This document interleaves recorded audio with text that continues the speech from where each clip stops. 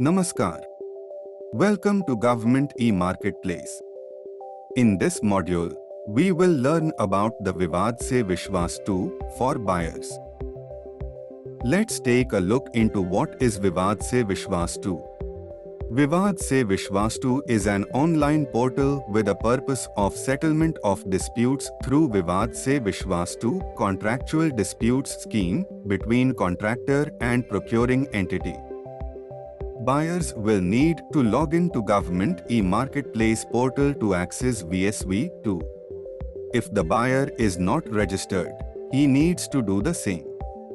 Please click on the link for the step-by-step presentation for registration on Government e-Marketplace. Once registered, the buyer can go to gem.gov.in and log in to their account. Procuring entity to log in to gem.gov.in. If no login exists, they need to get registered. Click here to log in. Now, enter the user ID and CAPTCHA text. Click on Submit button. Enter your password and click on Submit to proceed. Once logged in, you will be directed to your homepage. Click on Vivad se Vishwas and from the drop-down select VSV2 Dispute Resolution. Settlement Request List. The buyer will be redirected to the Settlement Request List screen. Filter settlement requests based on status. If you click on the request ID, the entire request details are fetched. Click on the contract number to fetch the contract details. Buyer will have an option to view or seek clarification, transfer, reject or generate offer. For seeking clarification, click on Seek Clarification and a communication channel will be opened between buyer and the contractor. Click here to seek clarification. Click here to provide comments. For transferring the request, buyer can click on Transfer and provide the name, email and designation and submit. Click here to transfer the request. Click here to submit after entering the details. For rejecting the request, buyer can provide the reason and upload any document if required and submit. Click here to reject after entering the rejection reason and uploading the documents. For generating the offer, click on Generate Offer and enter the required details and click on Submit Offer. Click here to generate offer. Click here to submit the offer after entering the details.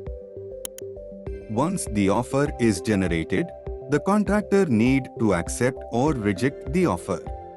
Click here to accept offer. Click here to reject offer.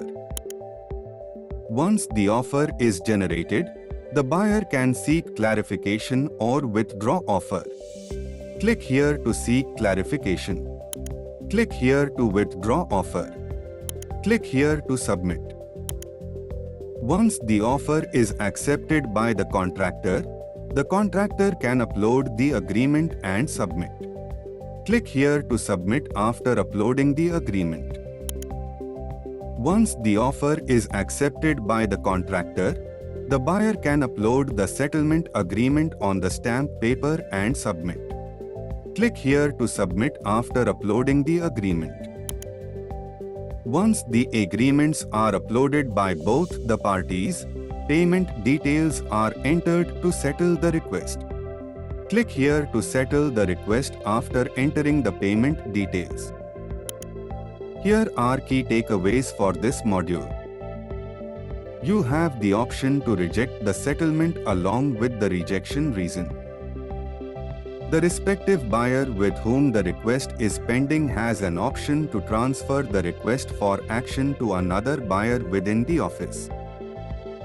The settlement request would be visible in the HOD buyer dashboard based on the buyer hierarchy selected by the seller at time of request submission.